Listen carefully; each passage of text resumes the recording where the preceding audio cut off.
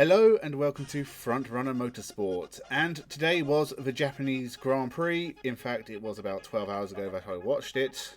Unfortunately I had to go out, so I couldn't do a review straight away, so I'm doing it now, much later than it probably should have come out. This was a fantastic race, really enjoyed it. From lights to flag, lots of things were happening. It was very interesting, even if the result was a little inevitable. Max Verstappen was just miles quicker than everyone the whole weekend, and Sergio Perez did quite well to be within 10 seconds of him for most of the race, because I wasn't sure anyone would be. I think most people saw his pace in qualifying and practice and thought, well, he's going to clear off. He pretty much did. It was a very easy win, but that doesn't matter because we did actually have a lot of action in the midfield. And when I say midfield, it starts about third place. Ferrari were definitely the best of the rest. Both drivers were really on it. Leclerc made a difficult strategy work, and Sainz was brilliant once again. Honestly, other than Verstappen, I think Carlos Sainz has been the best driver this year.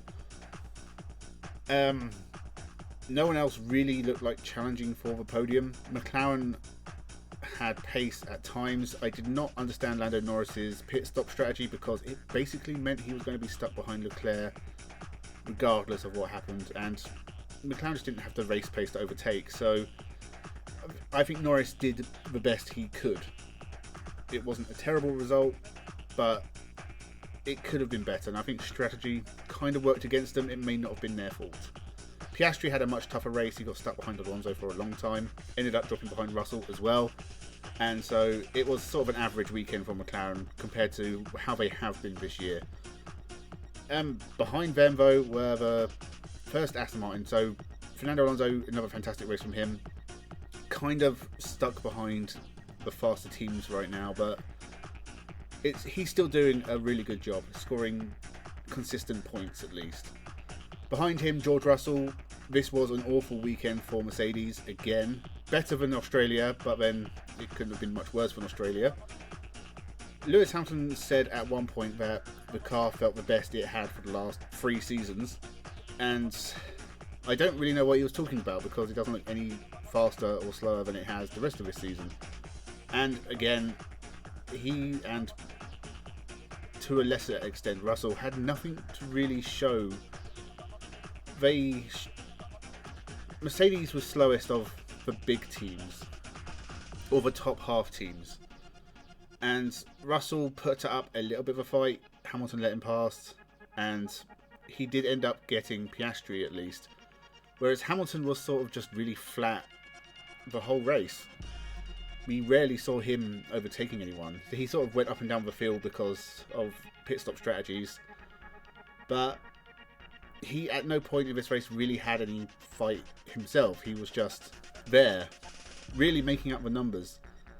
So another 9th place, and I think this has been the worst start to a season Lewis Hamilton has ever had. Actually, if you look at the scoreboard, he's only scored 1 more point than Lance Stroll, and I don't think Lance Stroll's had a great season so far. I think he's not scored points twice at least.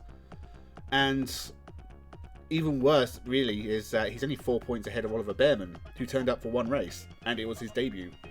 Yes, it was in a Ferrari, which have been faster than the Mercedes, but 4 races in, you'd expect Mercedes to at least be you'd expect them to be closer to Ferrari at least. In the Constructors, they're falling behind McLaren, and they're around and about the same place as Aston Martin. And again, Lance Stroll had a terrible race and was out of the points. So I think Mercedes, it is woeful. And honestly, if they could give up and just start development of next year's car, they really should, because I honestly think this season is over for them in terms of what you'd expect Mercedes to normally achieve.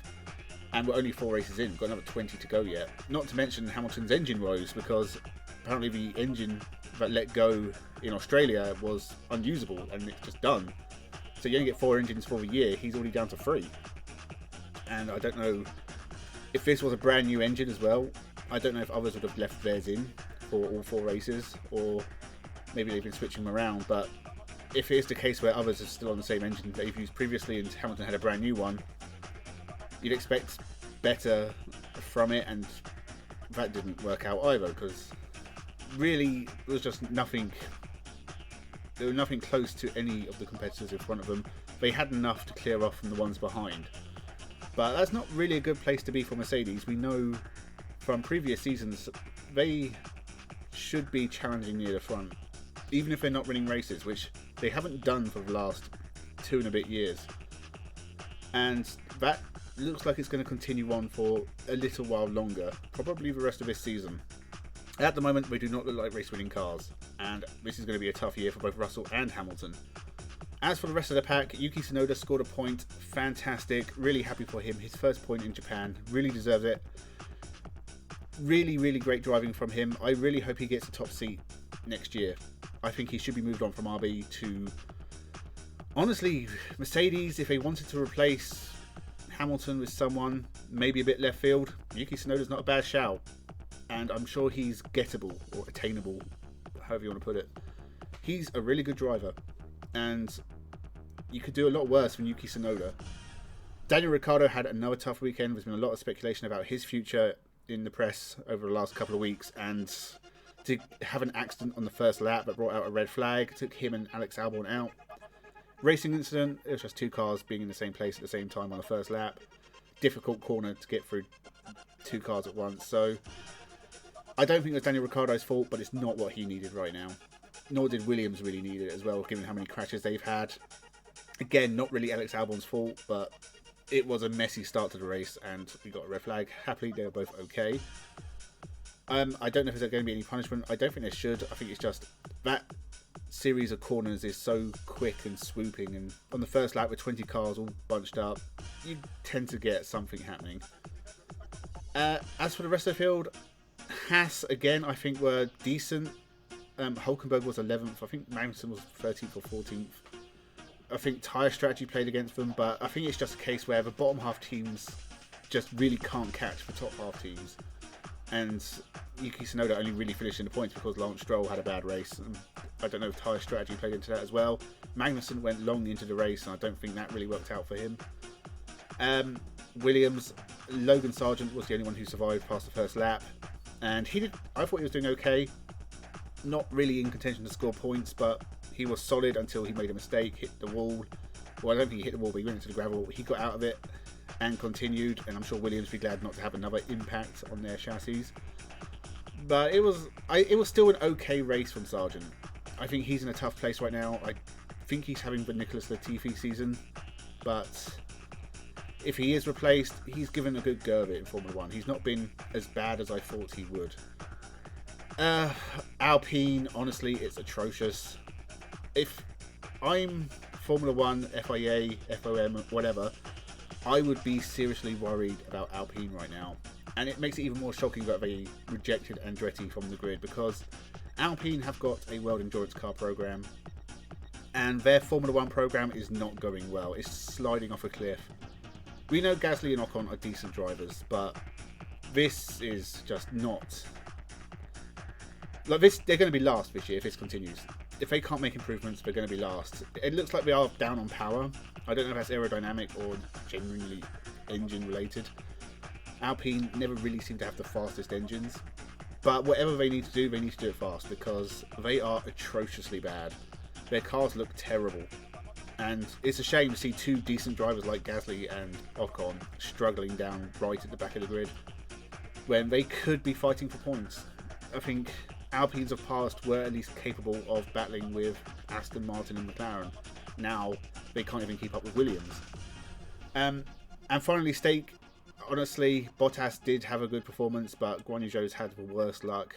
Again, he broke down, and no points for them. Pretty shocking season for them as well, and issues with pit stops is ongoing, it seems. But overall, this was a great race. Really, really enjoyed it. You can see 4 races in, and the running order is pretty clear. Red Bull almost untouchable. Ferrari doing their best to keep up. McLaren and Aston Martin doing well, punching above their weight, you could argue. Mercedes struggling and languishing in 5th. RB sort of best of the rest, Haas, Williams and Stake in and around each other, and then you have Alpine at the back.